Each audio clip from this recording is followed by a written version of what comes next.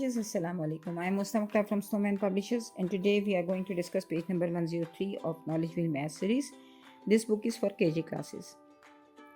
Look here, this is page number 103, and this is all about measurement or reading. We have one icon at the top of this page. This is reading and measurement of calendar. अच्छा, calendar की जब हम measurement बता रहे हैं तो actually हम time की मेजरमेंट कर रहे हैं. हम पिछली क्लासेस में सिर्फ बच्चों को अगर इतना ही बताते हुए आए थे कि this is morning, this is Noon, this is afternoon, तो ये भी टाइम का कॉन्सेप्ट था जिसको हम डिवीज़न कर रहे थे. इसी तरह कैलेंडर भी जो है वो टाइम का कॉन्सेप्ट है और टाइम की बेस है.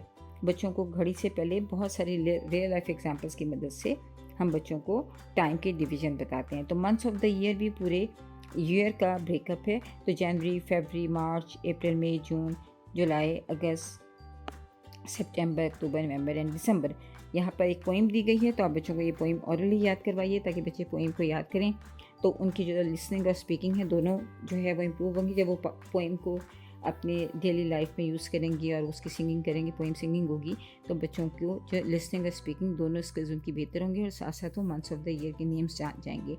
Same of days of the week जो है वो भी Sunday, Monday, happy days, Tuesday, Wednesday, learning ways, Thursday, Friday, almost there, Saturday is fun, is everywhere, 7 days one by one, each day brings a new kind of fun.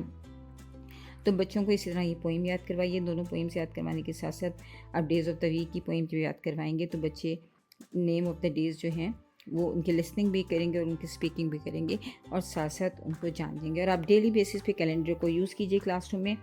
Calendar classroom में display पर होता है, mostly teachers की तवज्जो नहीं होती, लेकिन अगर आप रोज़ाना क्लास का कोई भी लेसन शुरू करने से पहले बच्चों को एक मरतबा कैलेंडर गो थ्रू करवाएंगी तो बच्चों को बड़ा क्लियरली अंदाज़ा हो जाएगा. जैसे फॉर एग्जांपल आप पूछ सकते हैं कि व्हाट डेट इज़ टुडे, इसमें डेट को भी ऐड कर सकते हैं.